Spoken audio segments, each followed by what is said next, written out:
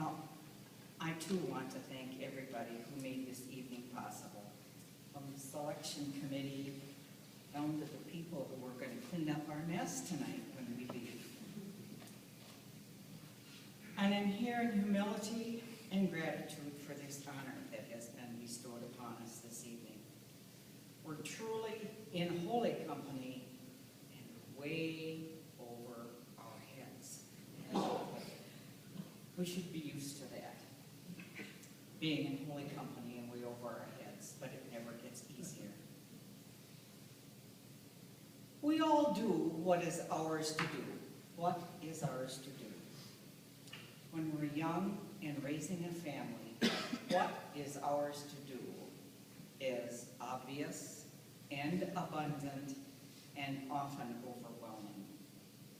We were very fortunate to find ourselves with energy and enthusiasm at the end of having raised our families. Well, you're never really through, but mostly we were. And our children are pretty much launched.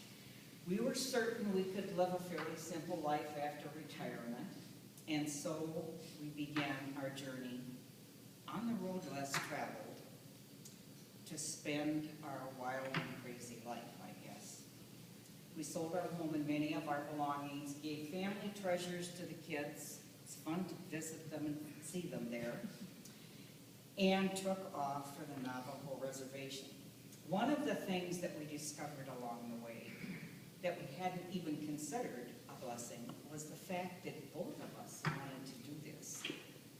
We talked to many couples in the last 10 or 15, 20 years since we left here, where one of them has wanted to do this so badly and the other person isn't interested, and it makes for great sadness. So I am very grateful that we could do this together. So as we headed to St. Bonaventure for our work at the Navajo Mission and School and the outreach program, I was to be the school nurse. I was so full of enthusiasm and plans and wonderful ideas about what I could do. I was just Mrs. Goody Two-Shoes. I could hardly wait to go. But through a series of humiliating experiences, I soon found that what I really needed to do was empty myself of all this egotistical nonsense that I was carrying around, and start each day with a prayer that I could be the person I needed to be in whatever situation I found myself, and that was not predictable. My very first day, I had never even been a school nurse before. My very first day, the first grade teacher brought me a little boy who had been very sad all morning, and she just couldn't get much out of him. So she brought him to me in my office, which, by the way, was about the size of the area under the stairwell there. It was a closet, and it didn't have any windows, and if I opened up a cot for a sick child, I either had to put that in the hall or my desk in the hall. They didn't really want a school nurse very badly. But I was determined we were going to make it. Anyway, I had this little guy, and I could not get him to be verbal about what was going on.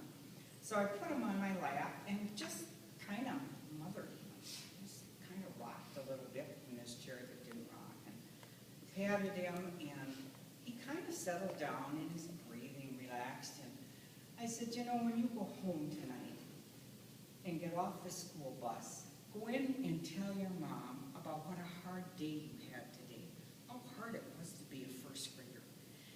And she'll probably give you a big hug and sit on the Davenport with you and read a book. And I felt pretty good about that. And we were all, the teachers, faculty, standing around as the school buses were leaving. And the school counselor was standing next to me, and so I told her about this good thing I did. And she said, good job. His mother died this summer of kidney failure, and he's probably still wandering around his grandfather's camp looking for this Davenport thing that you talked about. I was the one that went home and cried that night.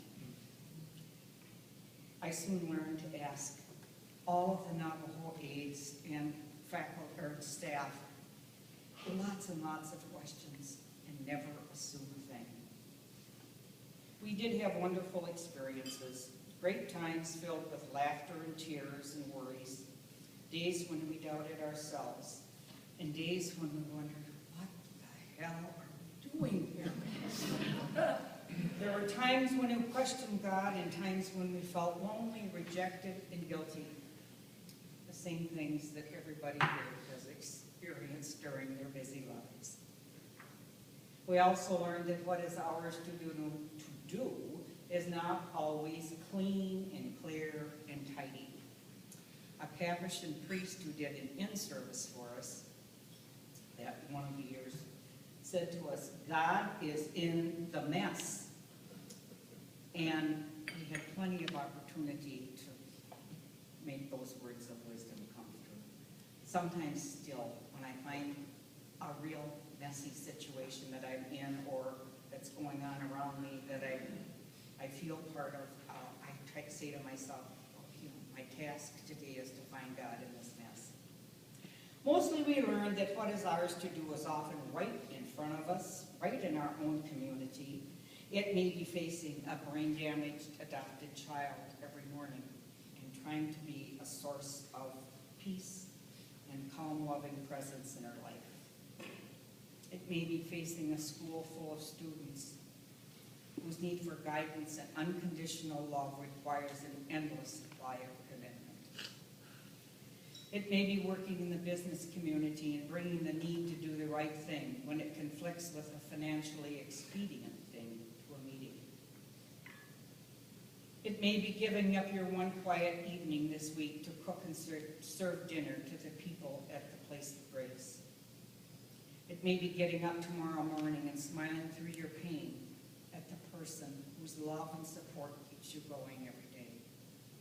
It may be getting up in the middle of the night to pray at the chapel of perpetual adoration right across the street. It really means doing what needs to be done. It means making part of our lives available to the people whose needs are greater than ours. We are, all of us, holy people by the right of our baptism and our birth. We need to tap into this piece of ourselves every day and reach out to do something that makes someone else's life a bit brighter.